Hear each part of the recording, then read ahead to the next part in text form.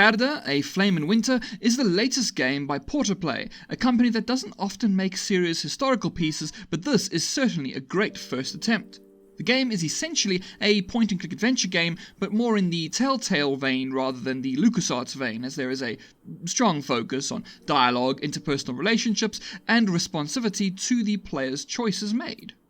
Gerda, A Flame in Winter is set during World War II, but unlike your traditional World War II games, it isn't about the camaraderie of a soldier's life or the difficulties that face those who had to march into war. This experience is instead centered around regular people, the ordinary people who get caught up in war. If you want something similar in theme, you can look up games like This War of Mine or even Valiant Hearts, The Great War, games that are about war but that do not glorify it in any way.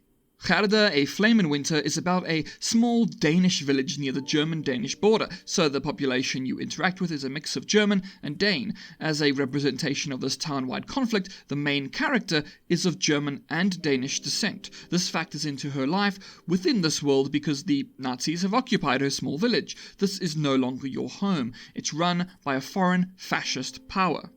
The game and the narrative cannot be disconnected from one another as they are intrinsically linked together.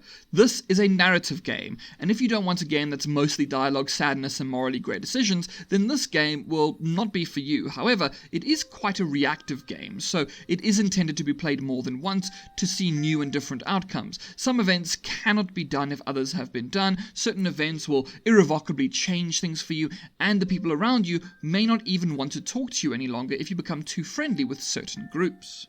Gerda, A Flame in Winter is a game about choices, and without spoiling too much of the plot, let's dive into how the game plays. At the beginning of every section, you are shown an overview map of the town, and you usually get several choices of where you want to go. This will determine the course of things after that, as you cannot go everywhere. Each of these levels, to use a crude term here, gives you some aspect of the story that will inform what is to come later. Each of these levels contains people, and this is where the primary gameplay comes in. People need to be spoken to in a strategic sense, as there is a point allocation system that tracks how positively or negatively individual people either like or don't like you. Furthermore, the decisions you make in and out of dialogue also affect how certain groups see you. Germans and Danes in town, the occupation, and the resistance. You interact with each of these groups as you progress through the game. Each group has its own wants and needs, and when you fulfill the desires of one, you may not be able to fulfill the desires of others. So, while you may want to side with the resistance, you do still live in town.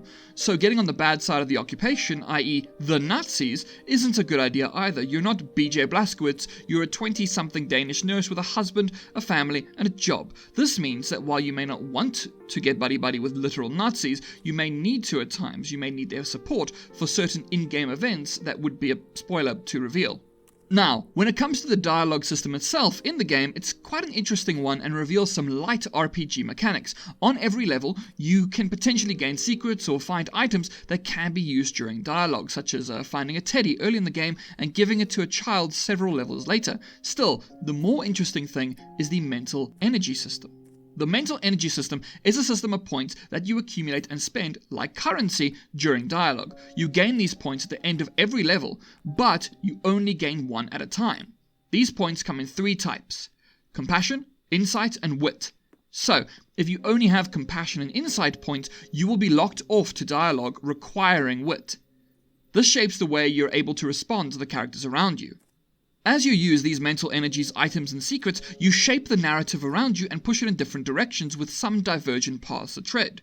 To further emphasize dialogue in Gerda, A Flame in Winter, the game also occasionally uses a few other things. For instance, some dialogue choices might not work out and are determined by a dice roll, such as anything that could be risky to attempt, like leaning in to speak to a prisoner when a Gestapo officer is looking the other direction, or trying to convince an angry person to help someone where there's no financial incentive for them to do so. The game also likes to occasionally throw timed segments at you. During these segments, you may need to try and gather certain information during an officer's phone call in another room, or desperately try to find some medicine before the Nazis drag someone away while they're still bleeding. These are the choices you'll make in Gerda, A Flame in Winter. This isn't a game where moral choices are easy. It's the kind of game that might give you one bottle of medicine while telling you that you can only give it to one of 3 different people who need it.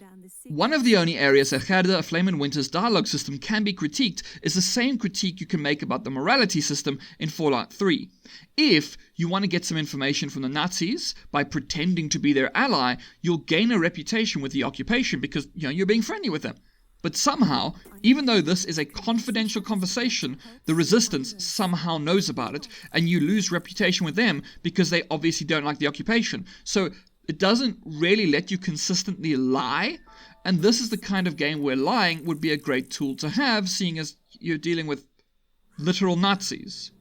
The only other thing worth mentioning is that the game is not the prettiest thing in the world. The characters look a bit like PS2 models at times, and there are occasionally some visual and animation hiccups, such as one instance in which a woman literally floated across the ground rather than walking, but these can be easily forgiven.